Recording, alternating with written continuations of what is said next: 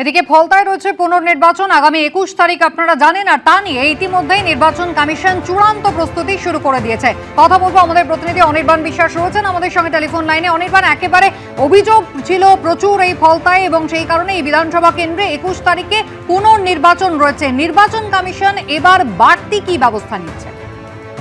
দেখো, তোমাকে প্রথমে জানিয়ে রাখি যে দুদফায় নির্বাচন যেভাবে সুসম্পন্ন করতে পেরেছে নির্বাচন কমিশন, সেই জায়গায় কিন্তু একটা ব্ল্যাক স্পট হয়ে রয়েছে ফলতা। স্বাভাবিকভাবে ফলতা নিয়ে কিন্তু আরো বেশি সংবেদনশীল নির্বাচন কমিশন সিও অফিসের তরফ থেকে কিন্তু ফলতার যে ভোট 21 তারিখ হতে চলেছে সেই ভোট নিয়ে কিন্তু আরো বেশ কিছু নতুন পদক্ষেপ নেওয়া হচ্ছে।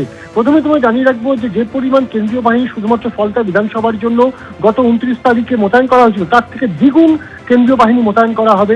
শুধু তাই নয়, এই ভোটের প্রায় এক সপ্তাহ আগে থাকতেই কিন্তু কেন্দ্রীয় বাহিনী এবং রাজ্য পুলিশের তরফে এলাকায় এলাকায় স্পর্শকাতর যে এলাকা, সেই সমস্ত এলাকায় কিন্তু টহলদারি চালানো হবে। এর পাশাপাশি তোমাকে জানাবো, স্পর্শকাতর এলাকাতে কিন্তু ওয়েবকাস্টিং এর পরিকল্পনাও কিন্তু নিয়েছে কমিশন। স্বাভাবিকভাবে কমিশন যেটা চাইছে, যে ঘটনা ঘটেছিল সেই ঘটনা যাতে পুনরাবৃত্তি না হয়, রাস্তায় যাতে কোনো ভোটারকে কেউ আটকাতে না পারে, কোথাও কাউকে ভয় দেখাতে না পারে, সেটা সুনিশ্চিত করতে। এবং তার পাশাপাশি অবশ্যই তুমি জানো যে এই যে ফলতা বিধানসভা, তার প্রায় 60টি বুথ, সেই বুথে কিন্তু ইভিএম এ ট্যাম্পারিং করবার চেষ্টা হয়েছিল, টেপ লাগিয়ে দেওয়ার মতন ঘটনা ঘটেছিল।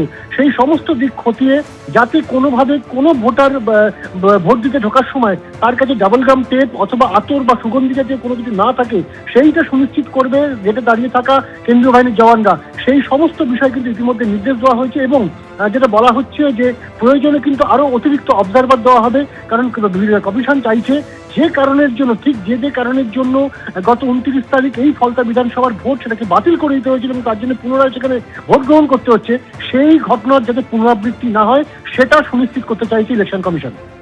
অনির্বাণ, ধন্যবাদ।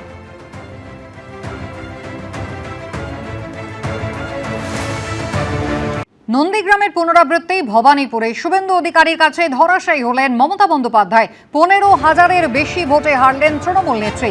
ভবানীপুরের সঙ্গে জেতা নন্দীগ্রাম আসনও ধরে রাখলেন শুভেন্দু অধিকারী।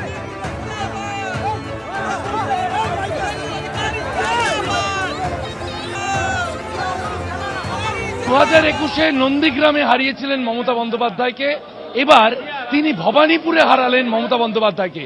1-9-5-6 বেড়ে হলো 1-5-1-1-4, এবার কি 1-5-1-1-4 হলো। ভবানীপুরে হারালেন মুখ্যমন্ত্রী মমতা বন্দ্যোপাধ্যায়কে। দুই দরকার ছিল, ভীষণ অত্যাচারী, দাম্ভিক, দুর্নীতিগ্রস্ত কথাবার্তায়, মানে যে কথাবার্তা উনি ভাষণে বলেন, প্রধানমন্ত্রী থেকে নির্বাচন কমিশনার, সুপ্রিম কোর্ট থেকে শুরু করে বিরোধী দলের লোকেদেরকে যে ভাষায় আক্রমণ করেন, ওর আর পতন দরকার ছিল। অতি দর্পে হতলঙ্কা, অতি মানে চ কৌরপা, এই অহংকারীর পতন দরকার ছিল। আজকে জনগণ এর পতন ঘটিয়েছে, এ আর উঠে দাঁড়াতে পারবে না। আর তৃণমূল যাতে উঠে ঘাস না খেতে পারে, সে কাজটা আমি করব। নতুন সরকারে সব দল থাকবে, তৃণমূলকে কোথাও এর নাম নিশান রাখতে দেব না। 2011 থেকে এমএলএ ভেঙেছেন, তো আপনাদের যে কটা জিতে এসছে কটা থাকে আমি দেখব। নতুন সরকারের মুখ্যমন্ত্রী নিয়ে কোনোভাবে আলোচনা হয়েছে কেন্দ্রের নেতৃত্ব, রাজ্য নেতৃত্বের সঙ্গে? সমীর ভট্টাচার্য, অমিত শাহের না না, আমি এগুলো করে, আমি তো কাউন্টিং হলে ছিলাম 9টা পর্যন্ত, ওখান থেকে ডাইরেক্ট এখানে আসছে, এখন তো রাত্রি 12টা বাজে। দেখুন, আমার যে কাজটা করার করতে দেন, আমি এসবে চর্চায় থাকি না। শেষ প্রশ্ন, যে সংখ্যা নিয়ে আপনারা এসেছেন, অনেক দায়িত্ব আপনাদের উপর এসছে, কিন্তু দিকে দিকে যা দেখা যাচ্ছে, তৃণমূল কংগ্রেস যেভাবে হুমকি দিয়ে রেখেছিল তারা 4 তারিখের পর হিসেব হবে, আপনি 2টি আসনে জেতা বিধায়ক, কি বার্তা বিরোধীদের জন্য? না, আমাদের লোকেরা, বিজেপির লোকেরা শৃঙ্খলা পরায়ণ লোক, এবং মূলত হিন্দু এবং আদিবাসীরা বিজেপি করে, এরা এইসব কাজ করে না। এসব কাজ করতে গেলে মাদ্রাসায় পড়তে হয়, আমরা কেউ মাদ্রাসায় পড়িনি। পোস্টাল ভায়োলেন্স নিয়ে বার্তা দিলেন শুভেন্দু অধিকারী।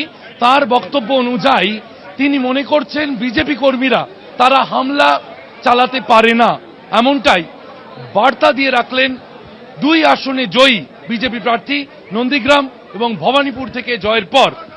নন্দীগ্রামে জয়ের পর শংসাপত্র নিতে হলদিয়া এসেছিলেন, সেখান থেকে বার্তা দিলেন শুভেন্দু অধিকারী। ক্যামেরায় প্রীতম চক্রবর্তীর সঙ্গে শিবাশিস মৌলিক, এবিপি আনন্দ, হলদিয়া। শেষ হয়েও হলো না শেষ। গতকাল 293টা আসনের ভোট গণনা ছিল, আপনারা জানেন, যদিও তার মধ্যে এখনো পর্যন্ত রাজারহাট নিউ টাউন বিধানসভা কেন্দ্রে কিন্তু ফের পুনর্গণনা করা হচ্ছে। কথা বলতে সরাসরি আপনাদের নিয়ে যাব, রুমা পাল আমাদের প্রতিনিধি রয়েছেন আমাদের সঙ্গে। রুমা, তুমি যেমনটা বলছিলে যে একেবারে শেষ 3 রাউন্ড সেই গণনা বাকি ছিল, এখনো পর্যন্ত কি আপডেট রয়েছে?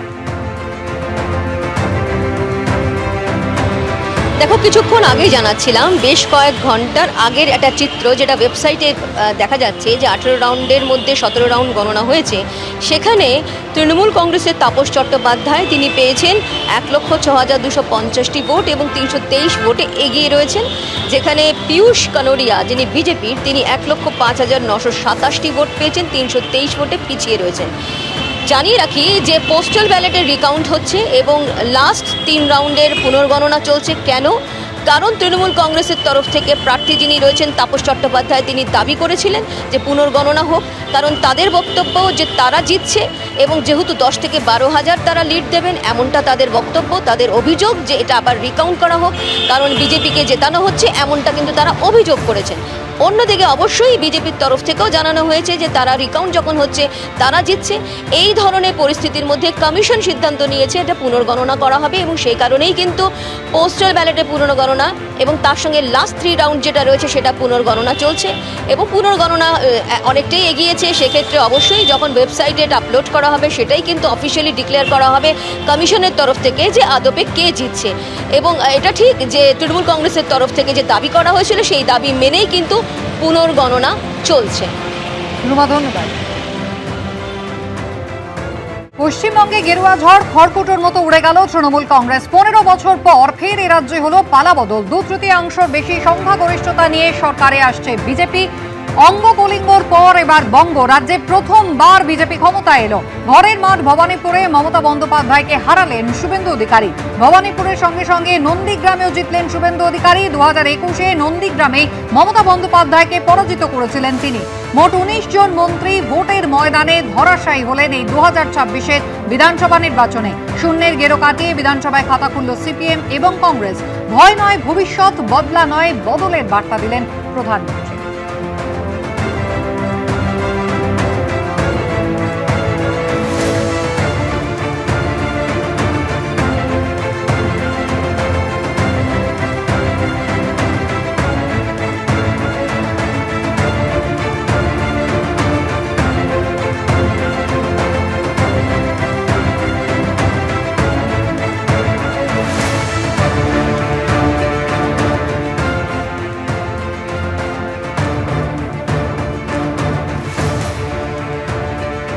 এবিপি আনন্দ, এগিয়ে থাকে, এগিয়ে রাখে।